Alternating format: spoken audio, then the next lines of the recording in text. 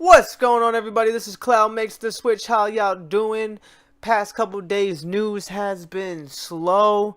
We had a bunch of news flowing in, like 3 days ago, as you see the videos, and then pretty much the news kind of slowed down over the weekend.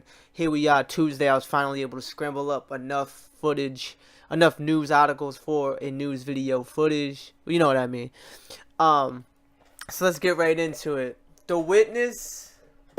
The Witness and Braid Creator is open to bringing the games to Switch, but definitely not in a rush to do so. The Witness and Braid were they started out in various platforms, and there's a small studio. I'm not really sure if this game even made that much money, so they're interested in the Switch, but they're hesitant to waste more time developing a game for the Switch if it might not even sell well in the first place. So they're just not in a rush right now.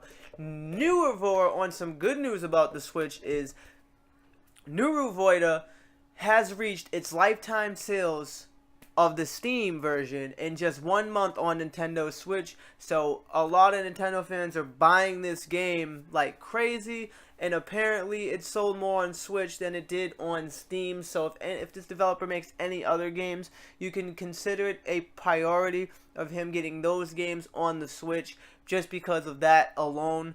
So shout out to the Nintendo community, shout out to people on the Switch buying this game, because this lets other people know, other developers know, that the Switch, there is a market on Switch, and we're ready to buy, ready to go. But eventually this market's going to get oversaturated, so developers need to start bringing them hard hitters, heavy hitters, some great games, because there's only so much stuff you could throw around and hope to buy before this marketplace and the eShop gets flooded with a bunch of stuff that's not as good as what's coming out. You know what I mean. But let's keep going.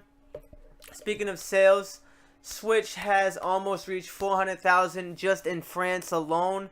Now that's a really good thing. The console was sitting at over 250,000 back when we first heard about it in June, and now they're saying they're at 390,000 right now just in France alone. It's going on the path of the Wii, and pretty much Breath of the Wild has sold 80% with those people who bought a Switch in France. So 80%.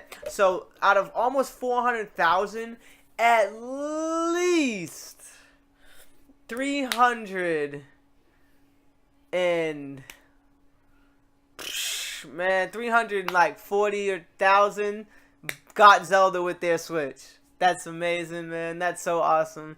Zelda's still a great game, man. I'm about to go back and start playing it, bro. I love it. Let's continue. Gear Club Unlimited. The full game's coming. I think they wanted like $50. You can only get it through GameStop for the physical, or you can buy it digital on the eShop. But it has no microtransactions. Local player is in performance, and it's getting around the analog triggers. The performance on the Switch is they're targeting 1080p while docked, 720p and portable. That's because the screen's portable, and it's gonna run at a minimum of 30 frames per second. So not 60, but 1080p on the dock, 720p portable, 30 frames both ways. There you go. That's the results.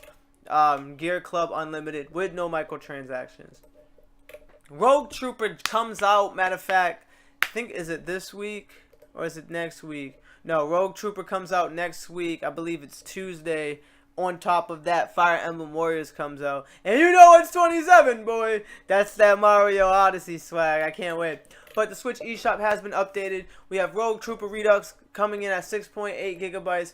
Unbox Newbie Adventure 3.2 gigabytes, Wolf and Blade 2.5 gigabytes, Flame in the Flood 1.7, Don't Knock Twice 1.5, all on the Switch eShop. You can go on the eShop right now and check all the games out and read the descriptions and check out their pictures. This one seems to be a pretty cool one.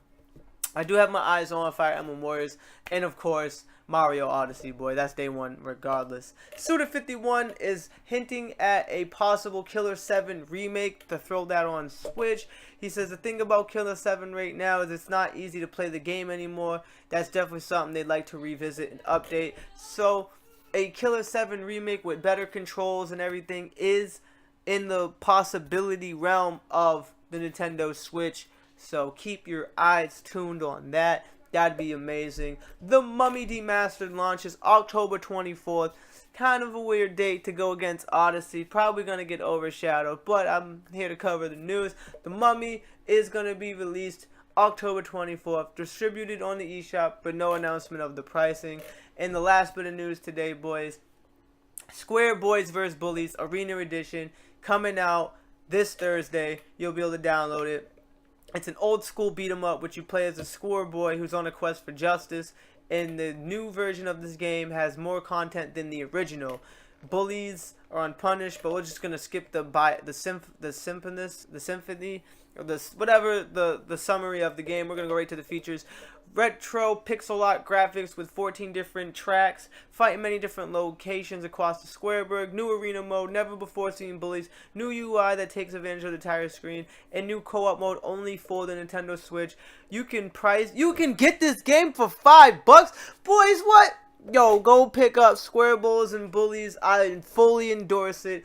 This game's only going to be $5. It's an old school beat 'em up. Go pick that freaking game up. You can piss $5 down the drain and pick that thing up. Easy sauce. So go get that out. It comes out this Thursday. I'm Cloud and I made the Switch. You can too. Hit that subscribe button to stay up to date all things Switch related. God bless. Have a great day. And I'll see you in the next news video. Peace.